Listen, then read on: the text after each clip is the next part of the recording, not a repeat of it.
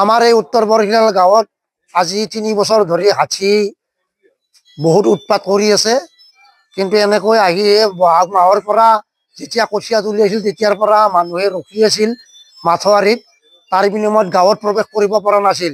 কিন্তু যেতিয়া শস্য আনি পেলাই ভঁৰালত থলাক, সেই থোৱাৰ পাছত হাতী তাৰমানে ৰাতিৰ ভিতৰত আহি এই ভঁৰালত ধান খাই উদং কৰিছে। আৰু আমাৰ ইয়াৰে এজন তিৰোতা মানুহ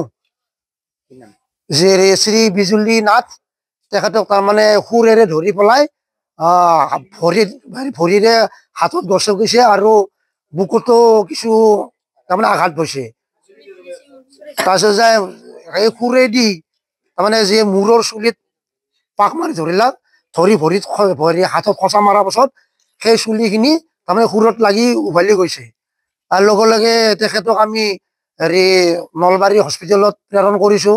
কিন্তু নলবাৰী হস্পিটেলত প্ৰেৰণ কৰাৰ পিছত তাত নাৰাখি ডক্টৰে তেখেতক তাৰমানে গুৱাহাটী GMC-লৈ তাৰমানে ট্ৰেন্সফাৰ কৰিছে।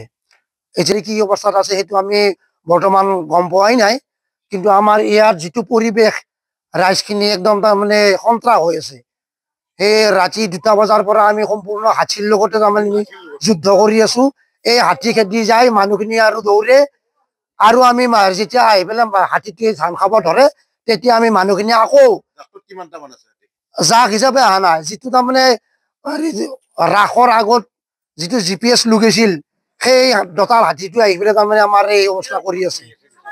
যোৱাকালিও সেই যিটো গলত ফিটা মৰাই আছে, এই GPS লগা হাতীটোৱে তাৰমানে আমাৰ ইয়াত আহি উৎপাত কৰি আছে। কিছুদিন আগত মোটামুটি 15 দিনমান আগত যেতিয়া ধমনামাৰ পৰা সেনেকে সোমাই পেলাই সেই হাতীটোৱে এই ৰাস্তা দিয়ে গৈছে, এইটো ৰাস্তা দিয়ে। এইখন ঘৰত সিদিনা হয়তো ভাষাৰীত কোনো হেৰি কৰা নাই, এই ৰাস্তা দি পুৰা যাই পেলাই আৰু মাথাউৰি লৈছি। আজিও সেই মাথাউৰিৰ পৰা আহি পেলাই ডাইৰেক্ট এই ভঁৰালত তাৰমানে অনিষ্ট কৰিছে।